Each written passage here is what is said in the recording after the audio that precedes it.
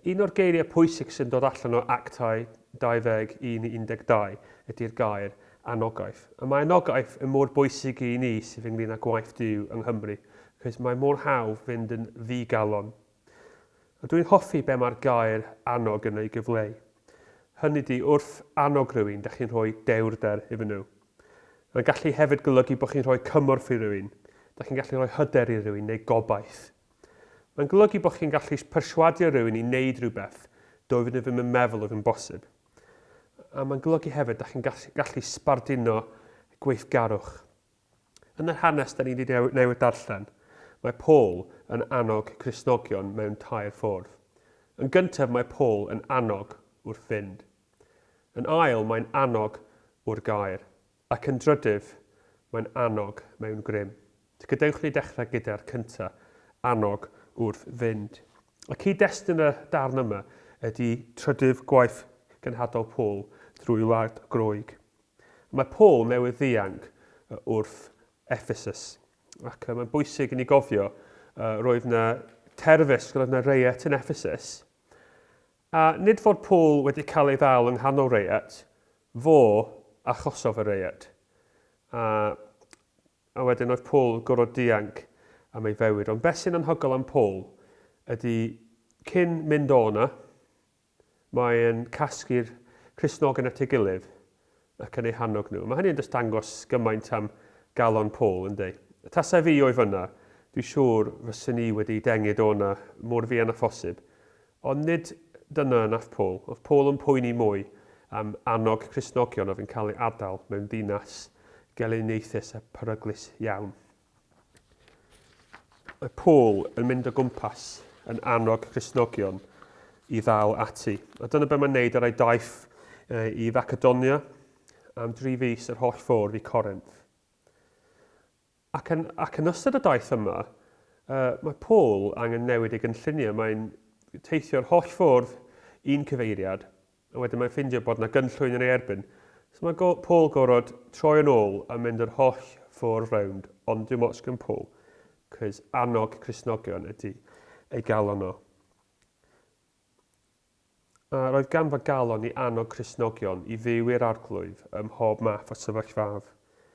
A dwi'n meddwl da ni'n gallu gweld tystiolaeth o anogaeth Paul yn enwau'r y rhai oedd yn gweithio gyda fo. A da ni'n cael goffa o enwau'r y ddynion yma. Sopata o Berea, Mab Pyrrhus, y Thessaloniaid Aristarchus, a Secundus, Gaius y Derbe, a Timotheus, a'r Asiaid, Tychicus a Trophimus. A dwi'n credu bod Luke yn cynnwys enwau'r dynion yma, am bod hein yn bobl ifanc o blaen oedd Paul wedi annog a wedi dod â nhw gyda fo ac ei datblygu nhw. Maen nhw'n dystiolaeth o anogaeth Paul. Ond pam fod gan Paul gymaint o galon dros annog pobl eraill? Wel, dwi'n credu am fod Paul ei hun wedi elwa o anogaeth rhywun arall. A da ni, wrth gwrs, yn sôn am Barnabas. A pan oedd Paul newydd ddod i Grist, nath o ddod i Jerusalem, a cheisio ymuno gyda'r eglwys yna. Ond yn naturiol iawn, oedd pobl yn reit amheus o dderbyn Paul, yr un oedd gynt yn erlyd yr eglwys. Ond oedd Barnabas yn fodlon roi siawns i Paul. Barnabas derbyn Paul. A diolch byth bod Barnabas wedi mentro i annog Paul. Cos heb hynny, lle fyddai Paul, a fyddai Paul wedi cyflawni'r holl bethau yn nath o. Oedd Paul wedi elwa o gael ei annog oherwydd Barnabas. A'r cwestiwn gyda fe i chi ydy, pwy ydy'r person da chi'n nabod fysach chi'n gallu annog? Cos peidiwch cam ddall, mae'ch anogaeth chi yn gallu gwneud y byd o wahaniaeth i rywun. Fedrwch chi ddim mesur yr effaith y fysach anogaeth chi yn cael a rywun. So beth am feddwl am rywun yr wythnos hon, meddyliwch am ffordd a gallwch chi eu hannog nhw. Fel oedd Paul yn annog pwy bynnag wrth fynd. Yn ail, mae Paul yn annog pobl o'r gair. Erbyn hyn mae Paul a gydweithio wedi cyrraedd Troas ac mae'n aros am wythnos. Ac ar y nos Sadwrn cyn gadael mae Paul yn agor y gair iddyn nhw. A mae Paul eisiau hannog nhw gymaint, mae Paul yn siarad am hir iawn. Mae'n rhaid ni gofio Dyma efallai oedd yr unig cyfle ganddyn nhw i glywed Paul. Doedd ganddyn nhw ddim y technoleg, doedd ganddyn nhw ddim hyd yn oed y gallu neu'r cyfle i ddarllen yr hyn oedd Paul yn ysgwennu, bod wrth gwrs oedd yn darllen y llythyrau. Ond oedd y cyfle i glywed Paul yn cyfle unigryw. A Paul eisiau annog nhw o'r gair. Cos oedd Paul yn gwybod, nid ei eirio fo oedd yn mynd i wneud y tro, dim ond gair Duw sy'n wirioneddol yn gallu annog. So cwbl dwi eisiau chi wneud rwan ydy rhannu rhai o'r ysgrythurau sydd wedi fy annog i, a dwi'n credu bod rhain yn siarad dros nhw eu hunan. Gadewch ni ddechrau felly gyda Salm 126, adnod 5 i 6. Mae'r darn yma yn fy annog i pan fyddai'n cael fy nigoloni yn y gwaith, a pan fyddai ddim yn gweld ffrwyth yn y gwaith. Bu fy rhai sy'n wylo wrth hau, yn canu'n llawen wrth fedu'r cynheuaf. Mae'r un sy'n caru ei sach o hadau, yn crio wrth fynd i hau. Ond bu fy'r un sy'n cario'r ysgubau'n dod adre am ganu'n llon. Ac yn yr un modd mae Paul yn pigo fyny ar y salm yma yn Galatiaid 6:9.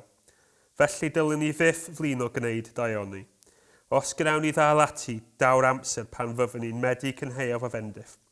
Felly bob cyfle gawn ni, gadewch ni wneud daioni i bawb ac yn arbennig i'r teulu o gredinwyr. Ac mae Paul yn mynd ymlaen, fi blan o frhad, wedyn daeth Apollos i ddyfrio, ond Duw naeth i fod dyfu, dim yn ni. Hynny o'r 1 Corinthiaid 3:6. Mae Salm 34 i 5 pan dwi'n cael y nigoloni oherwydd cyflwr fy nghalon ni. Canwch yr arglwydd chi sy'n ei ddilyn yn ffyddlon, a'i foli wrth gofio mor sanctau fydio. Dim ond am foment mae'n ddig, pan mae'n dangos ei ffafr mae'n rhoi bywyd. Gall rhywun fod yn crio wrth fynd i orwedd gyda'r nos, ond erbyn y bore mae pawb yn dathlu yn llawen. Ac yn yr adegau hynny pan dwi wedi siomi fy hun a wedi siomi eraill a siomi Duw, mae'r adnod yma'n atgoffa fi o'r hanfod yr Efengil. Os da ni'n honni bod ni heb bechod, da ni'n twyllo'n hunan a dydy'r gwir ddim yn ni. Ond os gnawn ni gyffesu yn pechodau, bydd o'n maddau ni am ein pechodau, ac yn glanhau ni o fi wrth bopeth drwg, a mae fod yn cadw ei air ac yn gwneud beth sy'n iawn. Tybed ydy'r ysgrythurau yma wedi'ch annog chi? Neu pa ysgrythurau ydych chi yn tefu pwyso arnyn nhw mewn adegau anodd? Wel, os ydych chi'n mynd trwy adeg digalon ar hyn y bryd, gai annog chi i droi at y gair, ffynhonnell anogaeth. Roedd Paul yn annog o'r gair. Ond yn drydydd, roedd Paul yn annog mewn grym. Yn gwybod roedd Paul yn siarad eitha hir a fari rhywun ddisgyn i gysgu. A dydy hynny ddim yn brofiad anghyffredin i fi yn capelu pobl yn disgyn i gysgu. Gobeithio bod chi ddim wrth mi rannu y neges yma efo chi. Oedd gennau ffrind oedd o'n pregethu mewn capel a fari un o blaenoriaid ddisgyn i gysgu am y rhan fwyaf o'i bregeth. Ac wrth yn y pregeth dyma'r blaenor yn codi a dweud diolch yn fawr am y neges wych yma. A falle bod hynny yn brofiad ydych chi wedi cael. Mae'n dda gweld fod y Beibl yn reit realistig am sut mae pethau. Ond ta waith mae'r hogyn ifanc yma yn disgyn i gysgu, ond mae pethau yn troi'n chwerw yn ddian iawn. Mae'n disgyn allan o'r ffenest a disgyn i'w farwolaeth. Ac os ydych chi yn un oedi yna, ac anghofiwch am beth sy'n digwydd wedyn am eiliad, a jyst meddyliwch am hynny mewn real time. Tasach chi ddim yn gwybod beth fe diwedd y stori, meddyliwch faint o tragedy fe hynny i unrhyw eglwys colli person ifanc yn ystod gwasanaeth. Fysa hynny wedi bod yn graith ar yr eglwys yna am flynyddoedd i ddod. Ond diolch byth, nid dyna di'r ddiwedd y stori. Mae Paul yn dod ato fo ac yn gweddio a mae Duw yn gwneud gwirth rhyfeddol drwy Paul. Mae'r hogyn ifanc yn iawn a mae Luc yn nodi ymateb yr eglwys. Ond eithon ta'r llanc adref yn fyw ac fe'i cael anogwyd yn anghyffredin. Mae'r eglwys yn cael ei annog oes o'r hyn mae Paul yn pregethu, ond hefyd o weld tystiolaeth fod yr hyn mae Paul yn pregethu yn wir. Dwi'n siŵr oedd yr gofodiad yn rhan canolog o'r hyn oedd Paul yn sôn amdano fo. A rwan maen wedi cael tystiolaeth o rhyw fath o atgyfodiad. A mae'n dda i ni gael gweld pethau mawr. Da ni eisiau cael yn hannog wrth weld Duw ar waith, wrth weld Duw yn gwneud stwff. Dyna di'n gweddi ni, bod ni'n gweld pethau'n digwydd, bod ni'n gweld grym Iesu'n troi Cymru ben i weired. Ond yn y cyfamser, mae angen nerf i ddal ati, a da ni angen cael ein hannog i ddal ati, hyd yn oed pan fydd pethau ddim yn digwydd. A da ni eisiau gweld yr ysbryd ar waith. Dyma neges yr arglwydd i ser y bybl, nid grym na chryfder sy'n llwyfo, ond fy ysbryd i, dyna mae'r arglwydd holl bwerus yn ei ddweud. Gadewch ni ddeheu am bethau mawr, ond hefyd ceisio gras i ddal ati pan fydd pethau ddim yn digwydd.